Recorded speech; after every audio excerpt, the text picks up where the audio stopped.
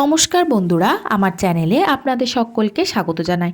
আজ আমি তৈরি করেছি সবুজ রুটি বা পালং শাক দিয়ে রুটি। এটি বানানোর জন্য আমি এখানে 1 আঁটি পালং শাক নিয়েছি।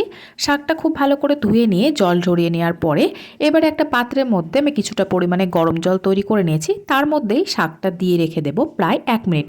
শাকটা আমি গরম জলের মধ্যে ফোটাইনি, এইভাবেই ভিজিয়ে নিয়ে রেখে দেব 1 মিনিট মতো। সাথে আমি এখানে একটা পাত্রের মধ্যে নিয়ে নেব আটা। আপনারা চাইলে আটা এবং ময়দা মিক্স করেও ব্যবহার করতে পারবেন। আটার মধ্যেই দিয়ে দেব পরিমাণ মতো লবণ, সাথে দিয়ে দেব ভাজা জিরে গুঁড়ো 1 চা চামচ, চাট মশলা দিয়ে দেব 1 চা চামচ। এবারে শুকনো উপকরণগুলো খুব ভালো করে একসাথে মাখিয়ে নিতে হবে। শাকটা আমি এখানে প্রায় 1 মিনিট মতো ডুবিয়ে রেখেছিলাম। জল ঝরিয়ে নেওয়া শাকটা মিক্সির বাটির মধ্যে নিয়ে নেব। তার মধ্যে দিয়ে দেব 4টে কাঁচা লঙ্কা, ঝালটা আপনারা অবশ্যই নিজেদের আন্দাজ মতনই ব্যবহার করবেন। আদা দিয়ে দেব কিছুটা পরিমাণে, 6 থেকে 7 কোয়া রসুন দিয়ে দেব। খুব ভালো করে পেস্ট করে নিতে হবে। দেখুন পেস্ট করে নেওয়া হয়ে গেছে। এবারে আটার মধ্যে মিশ্রণটা দিয়ে দিতে হবে।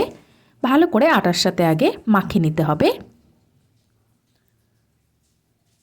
ভালো করে মাখিয়ে নেওয়া হয়ে গেছে। এবারে মিক্সির বাটির মধ্যে কিছুটা পরিমাণে জল মিশিয়ে নিয়ে আবারও সেইটা দিয়ে খুব ভালো করে আটাটা মেখে নেব।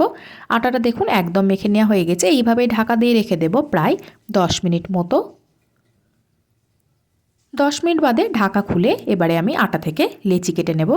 আটাটা কিন্তু নর্মাল রুটির আটার মতনই মেখে নিতে হবে। এবারে লেচি কেটে নেব।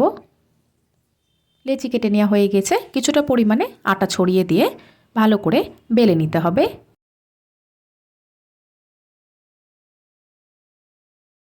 রুটিটা আমার দেখুন একদম বেলে নেওয়া হয়ে গেছে। একে একে সমস্ত রুটিগুলো আগে আমি বেলে নেব। এবারে তাওয়ার মধ্যে রুটিটা দিয়ে দিতে হবে।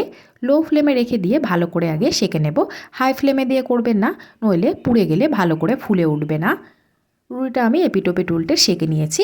এবারে দেখুন কত সুন্দরভাবে ফুলে উঠছে। আপনারাও চাইলে খুব সহজে এইভাবেই সবুজ রুটি বা পালং শাকের রুটি তৈরি করে ফেলতে পারবেন।